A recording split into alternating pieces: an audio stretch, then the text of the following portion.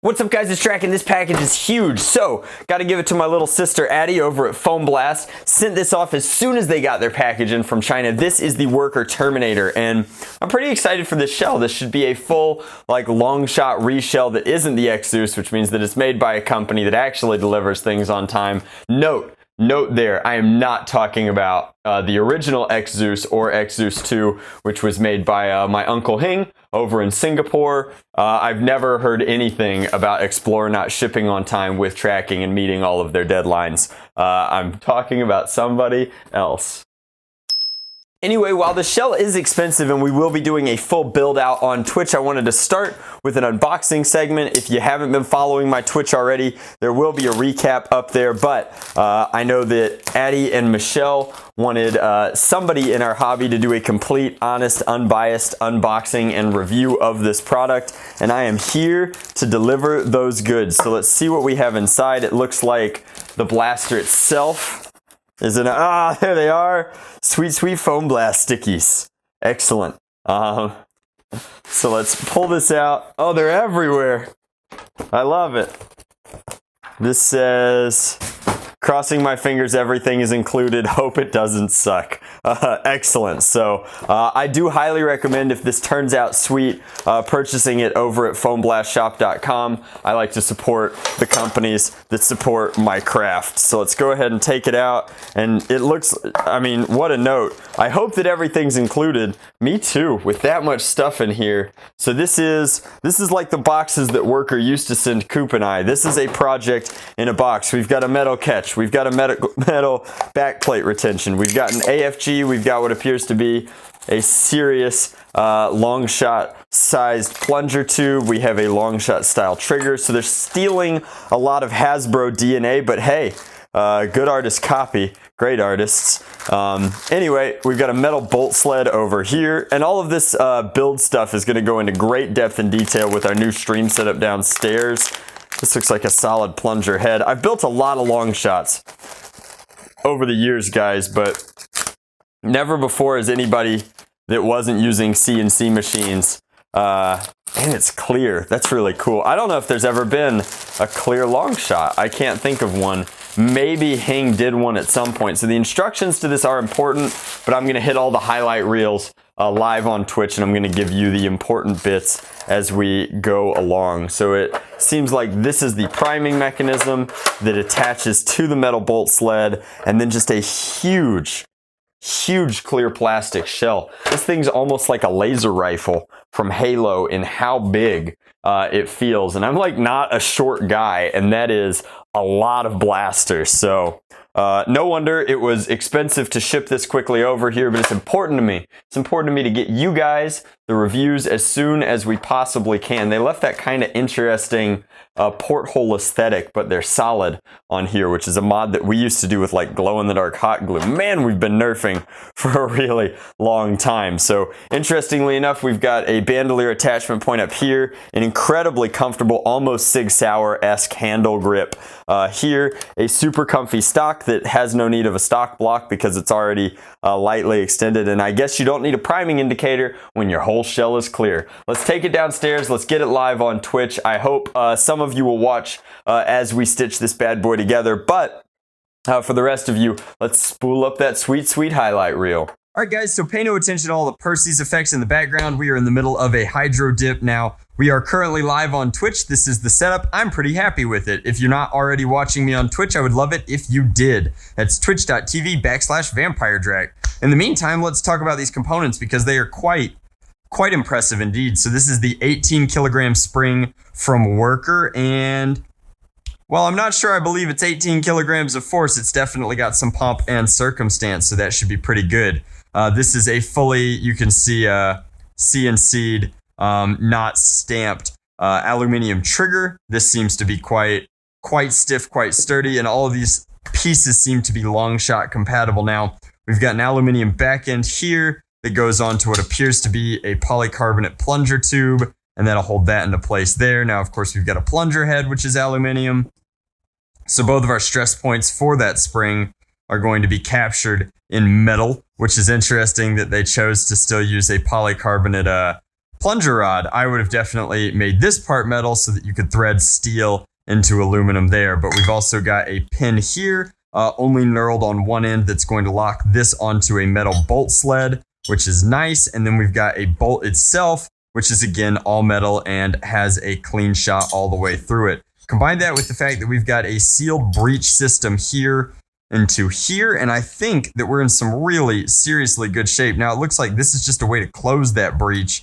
There are options, of course, for if you want to put another enclosure on here, maybe use a dart tooth, maybe if you're not interested in using a sealed breech barrel. But the thing that blew me away is this nests inside standard worker barrel material, but also has a beveled lip here to accept darts clean and comfortable. And then all of this hideous tape up here is because they have pre-built a scar for this setup to nest in here. Not the villain from The Lion King, a scar is a setup where multiple strings create rifling and, in theory, induce spin onto the dart. Is it poppycock? Is it science? Who knows, but it seems to work okay. It definitely lowers FPS and seems to dial things in quite nicely. Now, we've also got a rubber bumper pad in here, which, if I'm not a fool, and I'm open to the possibility that I might be, should probably line up here to act as kind of a rubber bumper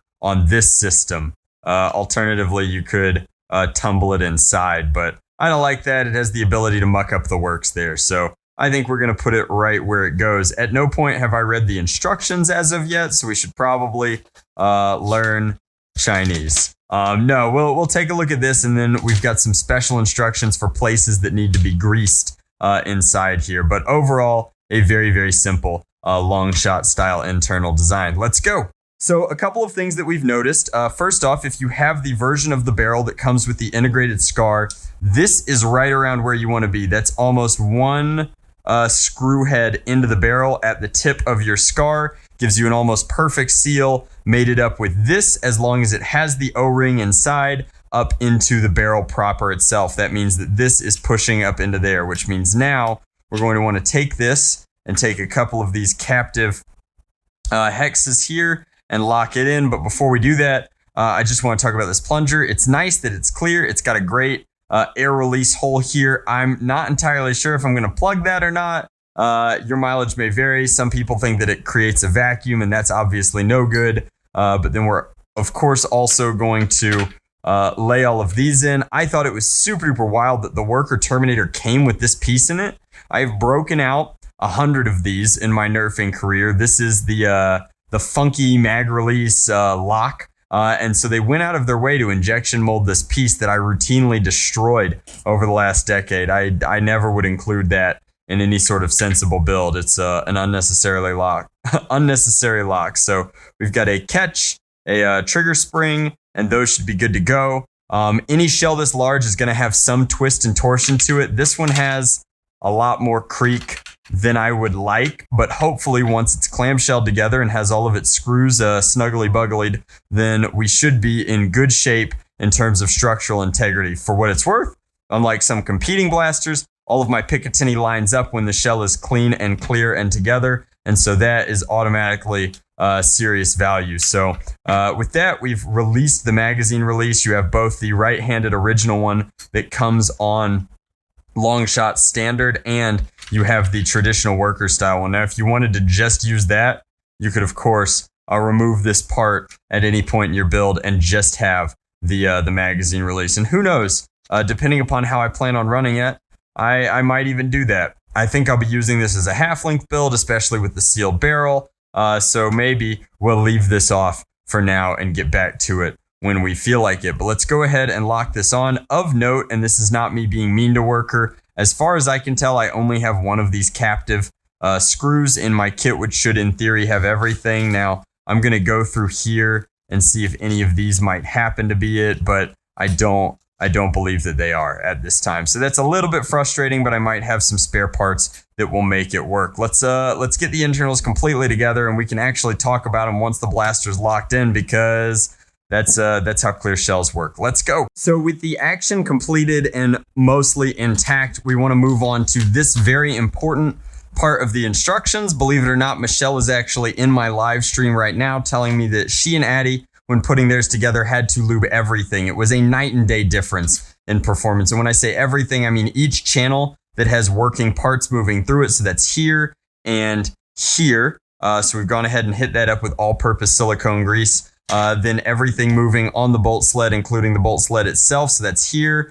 This entire area is now slick, along with the channel here. And then on the other side, more of the same. And then do that on both sides of the shell. And the last thing that she mentioned was make sure that you also get, and this one's default for old school nerfers, but make sure you get the catch surface so that you're not grinding away at it any more than you have to be. And then Michelle actually said make sure you grease the entirety of it. There's a lot of material on this trigger, and all of that material has to move across polycarbonate. So make sure that you get both sides of that, especially since the way that Worker does their machining, and I'm going to flex on them a little bit. I always do mine anodized coated. They're giving you that raw machine finish, which means that there's micro tooling marks on here, which will generate friction, which will in turn slow down your trigger pull, which if you're anything like me, you want to be nice and sloppy. So get your entire shell nice and sloppy, and then your internals will glide freely through them. All right, guys, so this is the Worker Terminator full off ready from our stream, and it's solid. Now, this whole channel up here is necessary for the internal priming system, but not necessarily conducive to grit and grime. I think you'd want to be somewhat careful with this. Now, the question is this worth taking to APOC? And we're going to find out today. Things that I don't like about it, I wish the internals were clear. Like, if you're going to send me an all clear shell, if you're going to make the world's first clear long shot, I don't mind the orange for the barrel, especially since we need that orange for the cap, but the funky blue for the plunger rod and the plunger tube just doesn't make that much sense to me. Aluminum or clear would have been great for that as well, especially when Worker has no issue injection molding everything else in clear. So we've got a Worker dart loaded up. Like I said, this is the barrel that it comes with the integrated scar. Let's put that over the chronograph. And that's only 140. Not ridiculously exciting. Let's hope it was a fluke. So this is as good an excuse as any to plug not only Foam Blast for sending over all of this stuff, but let's throw a Talon adapter in there. And then if you're looking for the nicest tactical gear in our hobby and you thought that that was clean and easy and nice, let's go ahead and show off our scabbard rig. This is a collaboration live on Kickstarter right now. It holds 6 talons and closes as easily as that, and has, oh man, it's so ridiculously nice, and I would love it if you would check out that link in the description box as well. But let's get back to our chronograph test and see if we can't do better than 140. 140 for a long shot is paltry, so hopefully this is a bit better. 135. And that was clearly some sort of a misfiring due to chambering. 172, and that's more what I expect from this system. There we go. We're starting to break in that funky chambering. 171. 116. 162.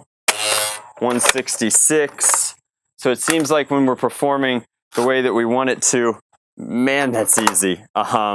We are right where we want to be. So just over, so inconsistent. I wonder if that's their scar or their barreling material or what. But that was perfectly seated and chambered, and these are their darts, and it's just not doing what we want it to. I mean, that's properly greased, 18 kilogram spring. We built it live. It seemed to be firing pretty hard last night. Let me try something just for fun, see if it doesn't alter the scheme. So I have a couple of DZP darts up here. Try those next. Let's fire a few of these downrange and see if they don't perform well going long. But this is concerning, but of note.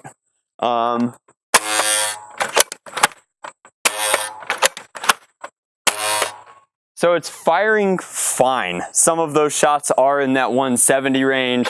but some of those shots are definitely falling a little bit short. Now the accuracy with this scar cannot be denied.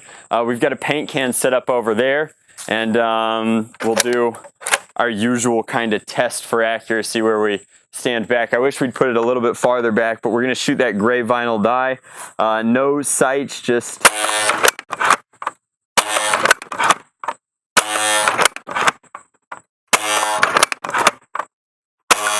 there we go.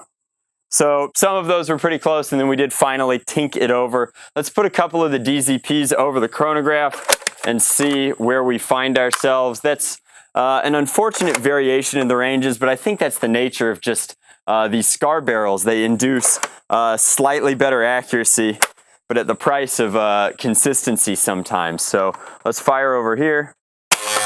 180. Man, it's almost worth picking one of these up for the darts alone, eh?